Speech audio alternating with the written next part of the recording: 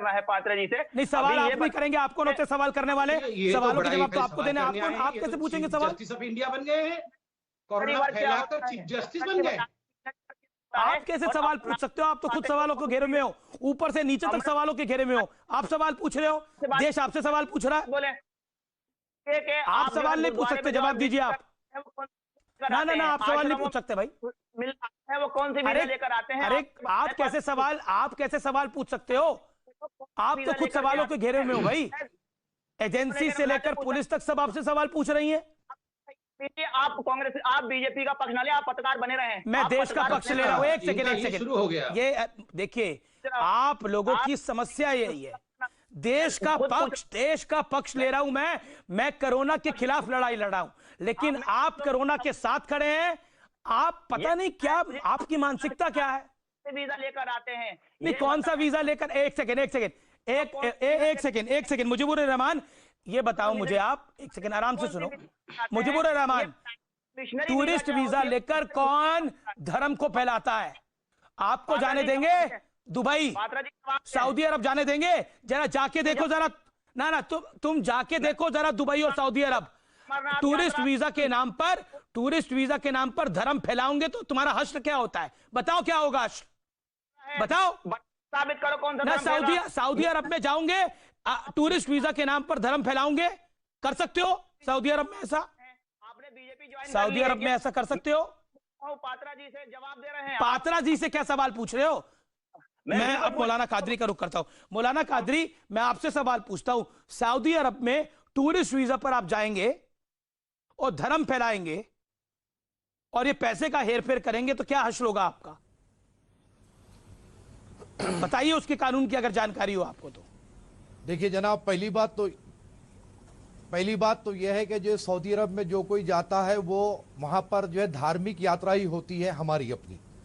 नहीं, आपकी होती होगी, कोई लोग घूमने भी जाते होंगे। बात के ना आप मुझे बताइए, हाँ। आप धार्मिक यात्रा पर आप वहां मक्का मदीना अगर जाएंगे तो वहां पर धर्म का प्रचार प्रसार कर सकते हैं, जाकर क्रिश्चियनिटी का प्रचार प्रसार कर सकते हैं, कर सकते हैं, भगवान शंकर और हिंदू धर्म का प्रचार प्रसार कर सकते हैं? बताइए। ना किसी कर सकते हैं सऊदी अरब में? ना टूरिस्ट वीजा पर नहीं कर सकते। तो अपने भाइयों को बताइए। अब आप मेरी सुनिए, अब मैं जो कह रहा हूं सुनिए जनाब, आपसे बोलना यह है कि ये जो तबलीगी जमात का जो मसला है, ये टूरिस्ट वीजा पर आए थे, इनको मिशनरी वीजा पर आना चाहिए। मुझे आपत्ति इसी बात पर है कि ये लोगों को उस वक्त पोर्ट ऑफ एंट्री पे एंट्री देना ही नहीं चाहिए था। कोई भी फॉरेनर को हमारे पास आने की इजाजत देनी ही नहीं चाहिए थी। एयरपोर्ट अथॉरिटी उनको अलाउ करने की वजह से ही इतने सारे मामलात खड़ा हुए। और कानून सबके लिए एक है, चाहे वो हिंदू हो, मुसलमान हो, सिख हो, ईसाई हो।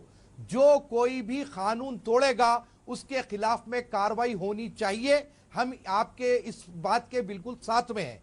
अब रहा सवाल कि जमातियों ने गैदरिंग करते हुए कानून तोड़ा, तो फिर कर्नाटक का जो वाकया हुआ, पैसा भी तो आया। पूछना चाहता हूं, पैसा कहां से आया? आप लोग पैसा किसको बांटा? पहले पैसे की बात से हमारे मतलब नहीं है। क्यों मतलब नहीं है? मुझे कंप्लीट करने दीजिए, आप मुझे कंप्लीट करने दीजिए। नहीं, वो पैसे की बात से क्यों मतलब? कर्नाटक में जो रथ यात्रा निकाली गई और जो एमएलसी के बच्चे की शादी हुई, लड़की की शादी हुई, क्या येदियुरप्पा पर और वहां के कैबिनेट मिनिस्टर्स पर, क्या एमएलसी पर आप एफआईआर करेंगे? नहीं करेंगे। संबित पात्रा जी, वो गलत हुआ, वहां पर कौन छुपा बैठा था? मैं जवाब दे रहा हूं। संबित पात्रा, देखिए मैं इनको बता दूं कि जो एमएलसी की बेटी की शादी, यहाँ तो ऐसा है जनाब, ये मंदिर में अगर कोई आदमी रुक गया तो फंस गया, अगर मरकज में जो आदमी रुक गया तो वो छुप गया। आपका तो इंसाफ यही है। रुकिए अमीश भाई, ये वही कादरी जी हैं ना जिनको माफी मांगनी पड़ी, बोलिए, जो धमकी दे रहे थे सभी पत्रकारों को कि मार देंगे, छोड़ेंगे। जी, माफी मांग चुके हैं, बोलेंगे, माफी